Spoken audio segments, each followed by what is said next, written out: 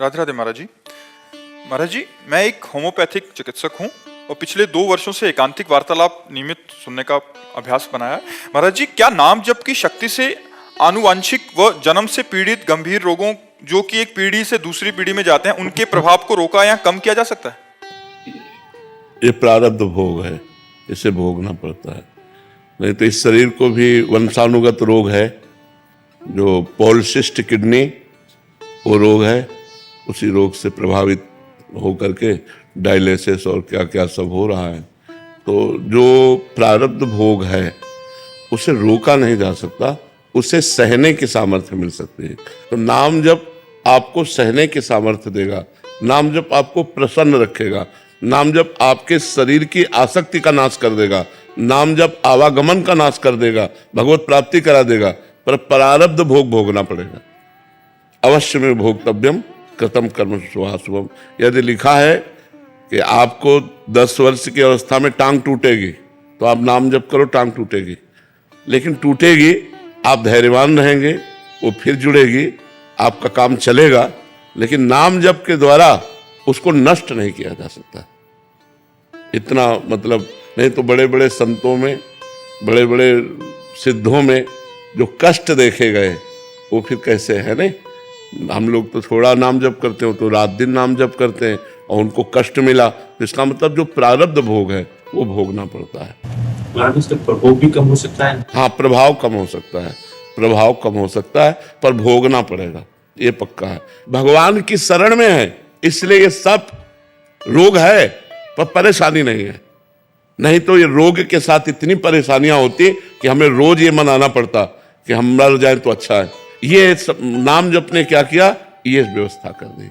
नाम जप ने सब तरह से सुखी कर दिया। आज अगर हम भागवती कुछ में तो चल के आते हैं, अपनी दिनचर्या हो रही है, आनंद चल रहा है, भगवान की वार्ता हो रही, भगवान में मन लगा हुआ है, नहीं इसी किडनी में मन लगा होता। तो ये नाम का प्रभाव बड़ा अमोघ होता है, नाम बड़ा अमोघ। पर प्रारब्ध को नहीं मिटा, प्रारब्ध को भोगना पड़ेगा। ये सिद्ध पुरुषों में रहा है, उनको भी भोगना पड़ा, जो सिद्ध भगवत स्वरूप महापुरुष रहे हैं। निरंतर नाम जप और भगवान के स्वरूप श्री गुरु अर्जुन देव जी, कितना शरीर को पीड़ा सहनी पड़ी। तप्त तवे पर, तपते हुए लोहे के तवे पर बैठाल कर उनको जलती हुई तपती हुई बालू डाली गई, फफूला ही पूरे शरीर में, भयानक पीड़ा। लेकिन उस समय भी कहते हैं तेरा किया मीठा लागे। ये बल देता है नाम। हम सोच कर कांप जाएं, जो महापुरुषों को कष्ट दिया गया, हम सोच करके कांप जाएं। हमारे धर्म के लिए अपने प्राणों को हंसते हंसते त्याग दिया, लेकिन कभी आह नहीं कहा, कभी शिकायत नहीं की। ऊपर से क्या बोल रहे, तेरा किया मीठा लागे। मतलब गजब गजब हो गया, गजब हो गया। ये है नाम, तेरा किया मीठा लागे। वाहे गुरु तेरा किया मीठा लागे। तो ये नाम जो होता है ये आनंद देता है, ये बल देता है। बकाया बाहरी जो प्रकोप होना है, देखो बड़े बड़े महापुरुषों ने प्राण तक न्यौछावर कर दी। उनको कितना सताया जाएगा, इन महापुरुषों को कितना सताया गया। और समर्थ महापुरुष थे, स्वयं भगवान के स्वरूप में, वायुगुरु स्वरूप है, स्वयं परमात्मा स्वरूप है। कितना कष्ट सहा इन महापुरुषों ने। हम लोग कांप जाते हैं सोच के, लेकिन बस वाहेगुरु वाहेगुरु वाहेगुरु, दूसरा शब्द नहीं निकला। वाहेगुरु वाहेगुरु तेरा किया मीठा लागे। आप सभी को राधे राधे, जय श्री राधे, जय श्री राधा वल्लभ हरिवंश।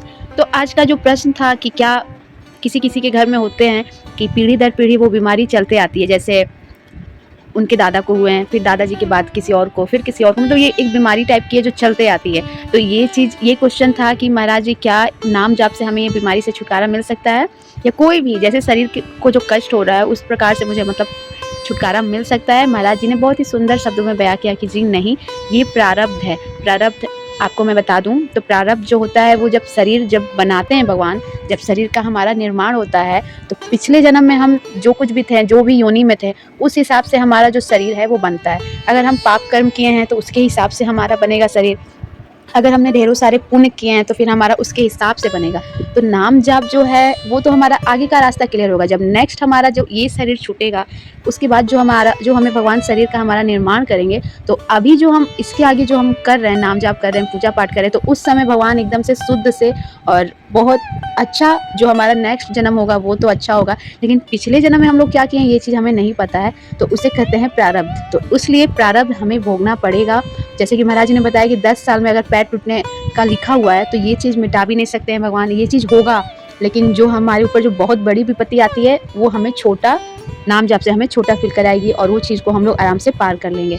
तो बहुत ही सुंदर बातें बताई महाराज जी ने, ये चीज़ सभी को पता नहीं है आई थिंक। तो इसलिए ना ज़्यादा से ज़्यादा नाम जाप करें कि जब हमारा आगे का रास्ता हमारा क्लियर हो और जब हमारा शरीर का निर्माण हो, जब दूसरे योनि में अगर हमारा जन्म हो रहा है तो उस समय हम स्वच्छ रहें, कोई भी हमने पाप कर्म नहीं किया हो, ऐसे शुद्ध रहें। तो बस आज के लिए इतना ही। आप सभी को राधे राधे, जय श्री राधे। कमेंट्स में राधे राधे लिखना ना भूलें।